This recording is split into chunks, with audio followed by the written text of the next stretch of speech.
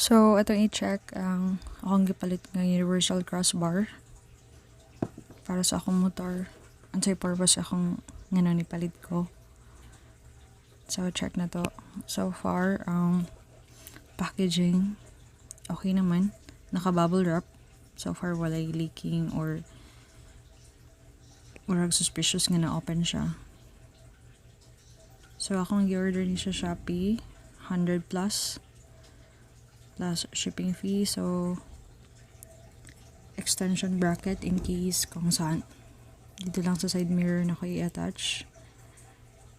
For action cam, then ang crossbar. So, check na to. Unsay purpose.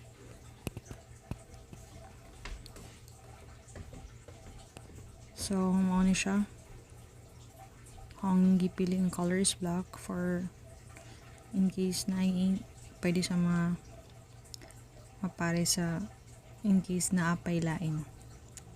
So, muna siya ang Allen. Muna siya itong gamitin nga tool para i-adjust or i-attach ng duha ka handle kini.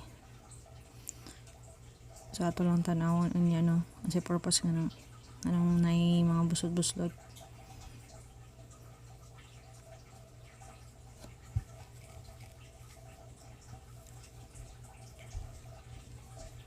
So, na siya marag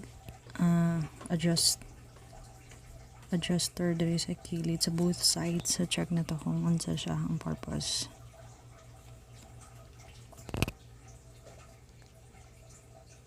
So, ako na siyang gi-attach guys, pero wala na ako na video hanggang sa. So, nalang siya sa ilalong sa side mirror. Ako lang gi-attach both side. So, muna siya ang forma guys. Kung naka-attach na. So, kini siya, dili na ako i-adjust ang ihang width para mapasiso. Kini, muna siya ang purpose sa busot-buslot. Depende sa inyo kung asa yung trip, kung asa naman yung ibutang dali sa bus, or dali sa kilid, or layo ba. So, muna siya ang forma. Actual forma. So, ang reason nga nung nipalit ko ani is since wala may footboard. So, kung mato ko sa office, nakibutangan sa akong laptop. So, muna siya ang purpose.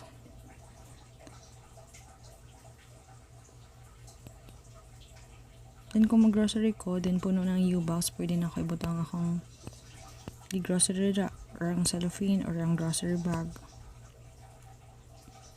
So, additional storage. Additional butanganan.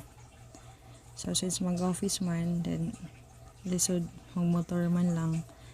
So, dito na ako ginabutang akong bag.